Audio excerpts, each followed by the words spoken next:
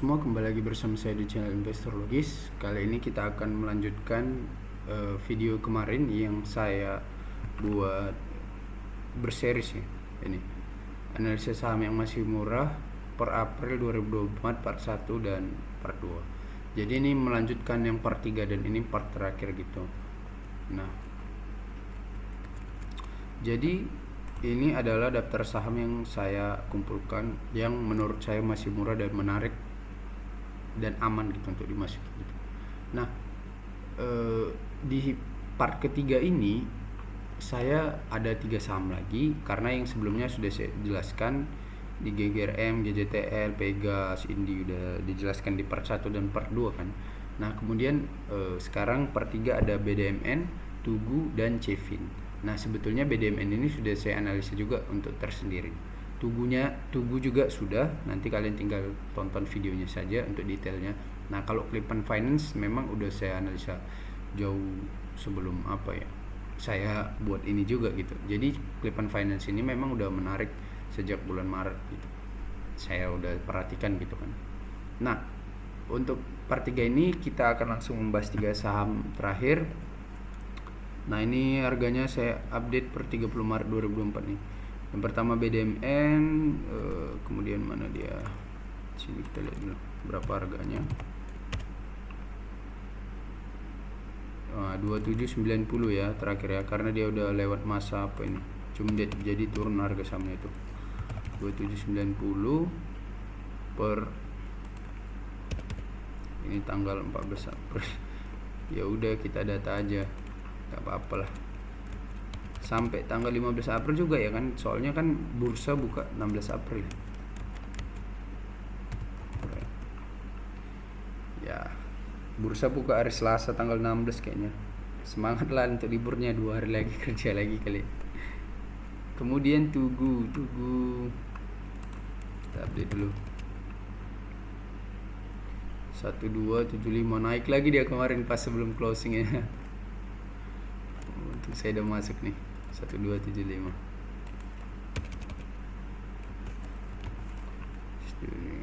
Kita samakan aja tanggalnya nih. Jebret. Oke. Kemudian Clippan Finance, Cevin juga naik, pada naik semua kemarin sebelum closing 520. Ini nih 1 April 496 masih nih naik juga 520. Oke. Nah, jadi untuk klasifikasinya BDMN dan Tugu nanti bisa kalian tonton di video detailnya. Cuman di sini saya ngasih rasio-rasio sederhananya terkait rasionya gitu kan. Nah, BDMN memiliki price earning ratio 8 kali, price to book value 0,60 kali, laba 3,6 T, saham beredar 9,8 M, harga wajar 5.000, harga aman masuk 3.300, jadi dia masih di bawah harga aman untuk masuknya. Potensi dividen yield 4%. Nah, BDMN ini udah bagi dividen dia, jadi kalau kalian beli nanti pas market buka udah nggak dapat lagi, karena tanggal cumdetnya udah tanggal berapa ini, 2 April kan udah lewat. Jadi mereka nanti tinggal nunggu cair aja tanggal 25 April yang masih pegang sahamnya ya. Kemudian kategori termasuk saham murah dan mampu menembus filter keamanan kita. Ya udah, filter keamanan kita kan sederhana aja. Dia dijual di bawah harga wajar, dia bagi dividen rutin, kemudian kalau bisa dividennya besar. Ini memang terlalu kecil sih kalau 4%. Tapi untuk skala perusahaan perbankan ya udah standar lah 4-5% gitu kan. Kemudian ada saham Tugu, saham perusahaan asuransi, kemudian PER-nya 3,20 kali, PBV 0,45 kali. Ini udah saya perbarui di video terbaru.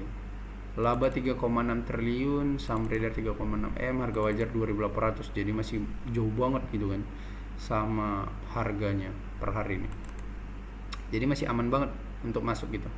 Harga aman masuknya 1.800. Kemudian potensi dividen yield-nya ini menarik nih, 6-8%.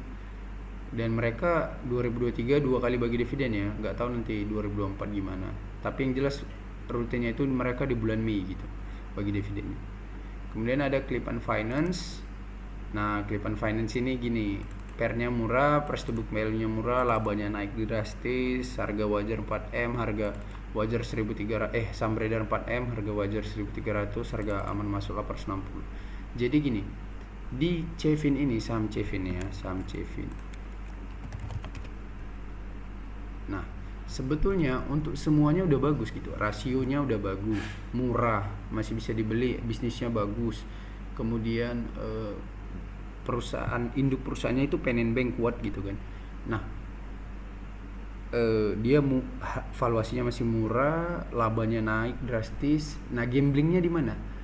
Cevin ini gamblingnya itu dia bagi dividen nggak bulan Juli gitu. Jadi investor masih bertanya-tanya, kalau misalnya nanti dia kasih jadwal RUPS terus nentuin bahwasanya Clip Finance tahun 2024 ini bagi dividen, itu harga sahamnya pasti naik gitu. Kenapa gitu? Saya bilang karena kalau kalian lihat di sini, nah memang terakhir kali tahun 2023 Cevin bagi dividen gitu 100 kan. Ini dividen yieldnya tembus sampai 20% nih, besar banget kan.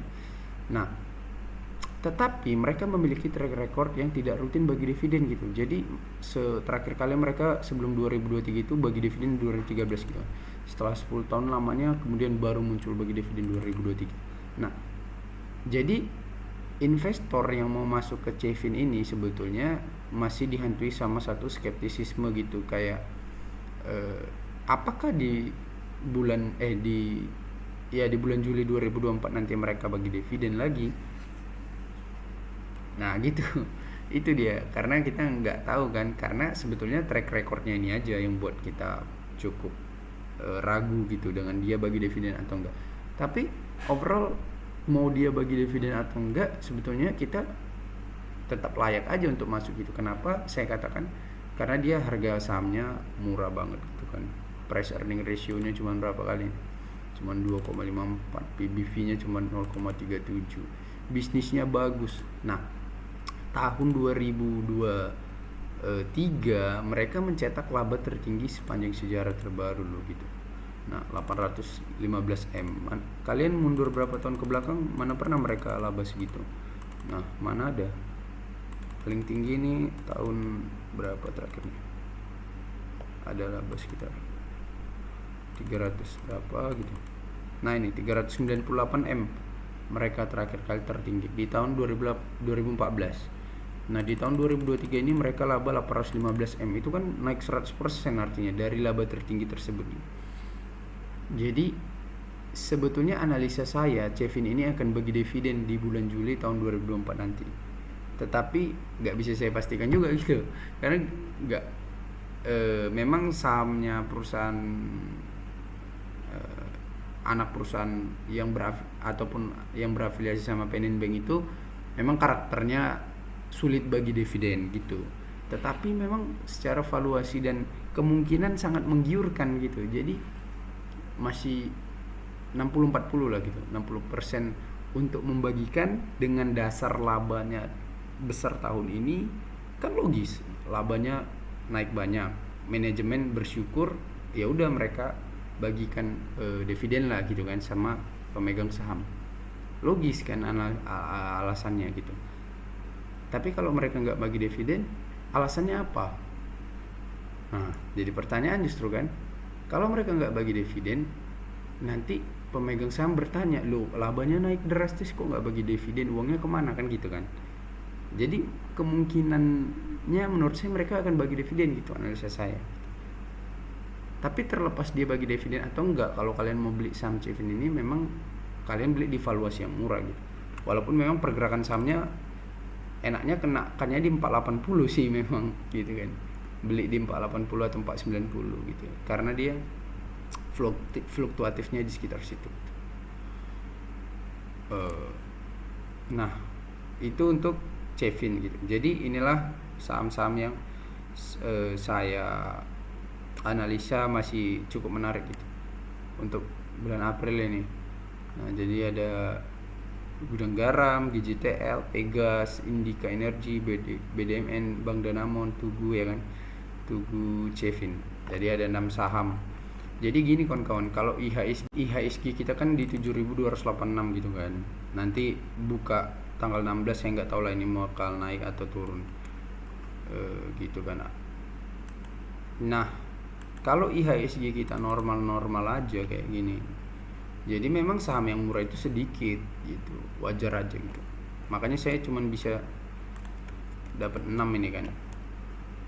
Tapi kalau IHSG-nya lagi kacau gitu, turun drastis, krisis ekonomi, pasti banyak saham yang murah gitu. Jadi sebetulnya metode dividend value investor ini mengamankan kita dalam 2 skenario gitu, baik harga saham sedang pada berjatuhan atau naik gitu. Karena kalau naik pasti reasoningnya itu laba perusahaan-perusahaan itu lagi naik gitu, jadi marketnya respon baik. Di samping memang dipengaruhi juga sama kondisi eksternal gitu, kayak politiknya lagi stabil gitu, negaranya aman, investasi banyak yang masuk gitu, pendapatan negara bertumbuh gitu. Itu eksternalnya lah gitu. Makronya gitu, mikronya itu ya udah internal, kondisi internal perusahaan itu sendiri gitu, kayak labanya naik, dia bagi dividen gitu, manajemennya bagus, penjualannya naik gitu kan, trennya lagi bagus gitu. Itu aja sih. Jadi terkait untuk saham murah atau mahal ini memang tergantung ya kondisi ekonomi juga gitu. Normalnya kalau kondisi ekonomi lagi kacau, ya saham-saham pasti pada berguguran gitu. Kalau ISG jatuh, misalnya jatuh kayak kemarin pas Covid jatuh ke 4.000 gitu kan banyak yang saham murah itu. BCA ke harga wajar, BRI ke harga wajar. Kapan pula kita bisa beli BCA di harga wajar gitu kan? Itu it's a big dream gitu kan, big dream investor. Oke kawan-kawan, itu saja yang bisa saya sampaikan untuk video kali ini. Semoga bisa bermanfaat, dan kalau kalian mau tanya-tanya silakan tulis di kolom komentar atau langsung chat WA saya aja. Nomor WA saya ada di bagian tentang di YouTube ini gitu. Oke kawan-kawan, sampai jumpa kembali. Terima kasih. Halo kawan-kawan semua, khusus untuk kamu yang masih pemula dan dari nol sekali, saya sudah menyiapkan ebook untuk belajar langkah-langkah investasi saham dari nol lewat ebook ini. Ebook ini akan membantu dan menuntun kamu sampai kamu sah layak disebut menjadi investor saham. Untuk kamu yang sudah paham dasar-dasar investasi saham, saya menyiapkan ebook ini khusus untuk mendalami metode investasi saham yang saya gunakan, yakni Dividend Value Investor. Untuk kamu yang ingin tahu caranya, saya menjual ebook ini khusus untuk kamu ya. Nah, khusus untuk kamu yang ingin langsung belajar lengkap langkah-langkah investasi saham dari mulai nol sampai ke ilmu terakhirnya, kamu bisa langsung memiliki 3 ebook ini. Semua pengetahuan yang saya ketahui sudah saya tuangkan di sini. Kalau kamu butuh dan tertarik, silakan chat WA nomor di samping ini ya. Terima kasih. Nah, untuk kamu yang berminat belajar kelas online private ataupun offline, silakan hubungi nomor di bawah ini ya.